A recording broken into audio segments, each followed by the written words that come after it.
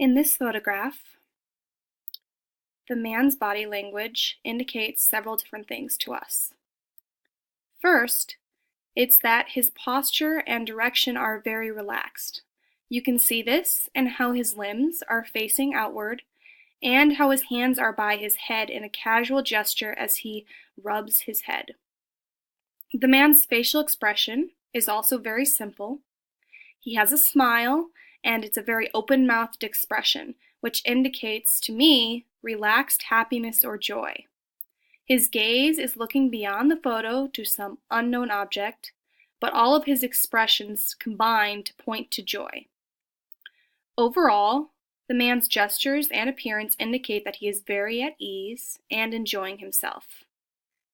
Other aspects might include that the man appears very approachable and laid back. In this photo, he also comes across as someone who is easily spoken with and enjoyable to be around. If I were to be communicating with him, I would feel very relaxed and more like myself.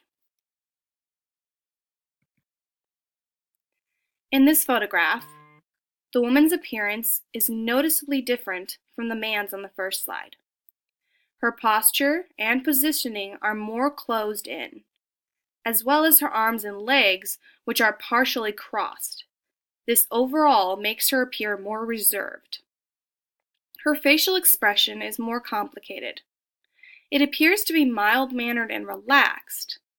However, on closer inspection, her upward stance of her cheeks and her tense expression of her mouth and eyes, they make her seem more tense. The expression overall makes her appear sad or slightly tense or tired. It's hard to determine. The woman's overall body movements and positioning can be difficult to read into this photograph, mostly because she is obviously posing for a picture. The setting appears less natural than the previous photo. Nonetheless, she appears like a pleasant woman, although not very approachable, and this expression that she is showing makes her appear more closed off from communication. I would find myself more intimidated to approach her, but I think it would be easier to speak with her than possibly any other photographs that I'm going to show. For this photograph, the man's body language jumps out at me more than the other photographs we have analyzed. His chest and arms are rigid, his back very straight. His posture is very tense to the point of extreme professionalism. His facial expression is also very tense, and it gives off the appearance of anger. His eyebrows are downturned, his eyes very focused and staring at a point beyond the photograph.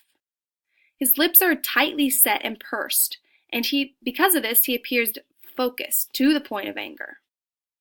The gentleman in this photograph can be very intimidating at first glance because of his body language and facial expressions.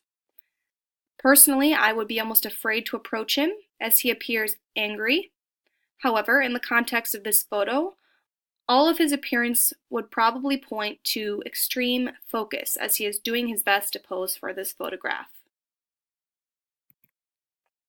For this last photo, we see quite a stark difference than all of the other photographs we have already analyzed. Her shoulders are lowered, her body hunched more forward. Her arm is against her back for support, while the other one dangles at her side. This is a position that indicates exhaustion. Her facial expression also indicates exhaustion. Her eyelids are lowered, her gaze staring at something beneath the level of the camera. Her forehead and lips are tight, and her eyebrows are very creased in tension. Overall, she appears like a woman who has been working very hard and doesn't have much energy to pose for a picture of herself. She seems more concerned with what she needs to do next or what task she needs to complete than about what she appears as in the photograph. To me, she is more approachable than the previous man, but I would expect her attention and energy to be limited. It is clear that she has been working hard all day. Overall, all of these photos are good examples of reading into nonverbal communication. They all have different aspects that we can analyze without hearing the person in the photograph speak at all. This shows how important nonverbal communication is in all aspects of communication.